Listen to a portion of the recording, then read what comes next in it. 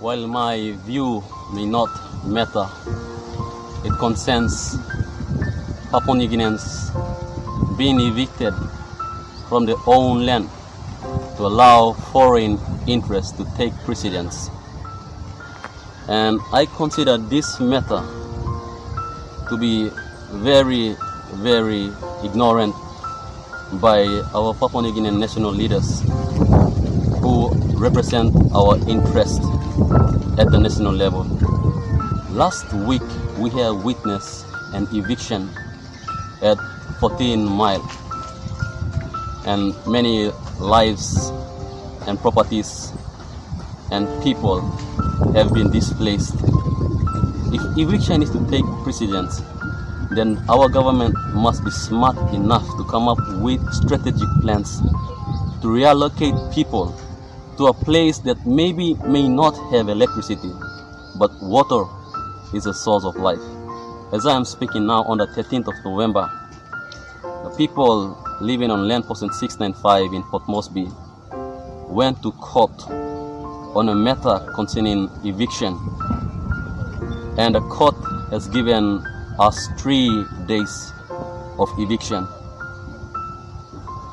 While that may not matter, I think it's a national issue that everyone should take full responsibility of.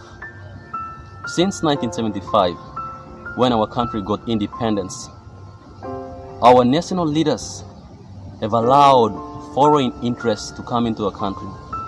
And while foreigners have came into this country, they have got rich and they got out, leaving Papua New Guineans behind in poverty for 45 years now. While it may not matter, on the 9th of November 2020, just after the Sunday when we had an open forum at the ATS Youth field, none of the matter came out on newspaper. Part of it came out on MTV News, but none of it came out on the other media that were available. Present at the forum were the Post Korea, the national newspaper, TV1, and MTV News, and there were a lot of valid points made, but none came out on the media. While we call ourselves Christian nation and a democratic nation, we have 3 things: the freedom of speech, the freedom of expression, and the freedom of media. But looking at it currently, all this freedom are restricted to levels that are not representing the best interest of the people. On the 9th of November, Papua New Guinea's national broadcast MTV addressed us as illegal settlers. It buffets my conscience for 2 reasons. Number 1, whether the news reporter is a foreigner or whether the people living on land posting 695 are foreigners themselves.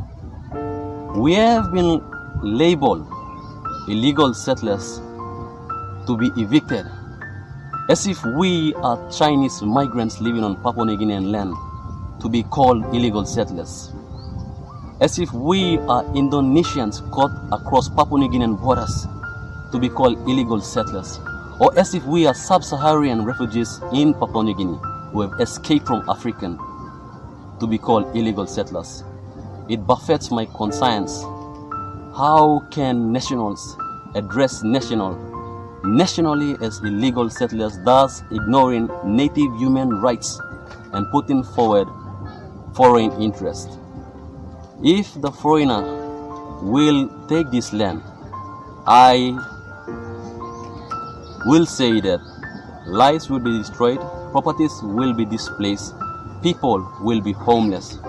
If the government is to allow that which the court is now putting forward foreign interest, the government must come up with a strategic plan, a plan to reallocate people, as I have said earlier, to a place that may not have electricity, but to a place where children can study, to a place where mothers can have access to water, to a place where there is road, and to a place that is comfortable for living.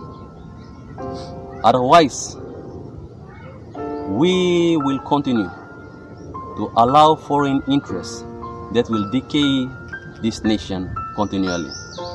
And when I look at it,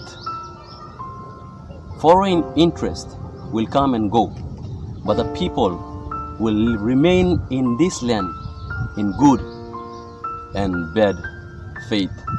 So I am calling out to the national leaders to set aside the pride of politics, to set about the pride of arrogance, to set about their selfishness and their dividedness, to come together.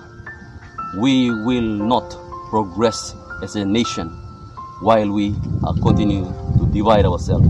We aim for the moon, but we haven't reached the stars. We have only turned back at the skies. We need to work together. I would like, while it doesn't matter, I would like to call out to PMJ as a young person that no matter what, Papua New Guinea and Papua New Guineans are behind you.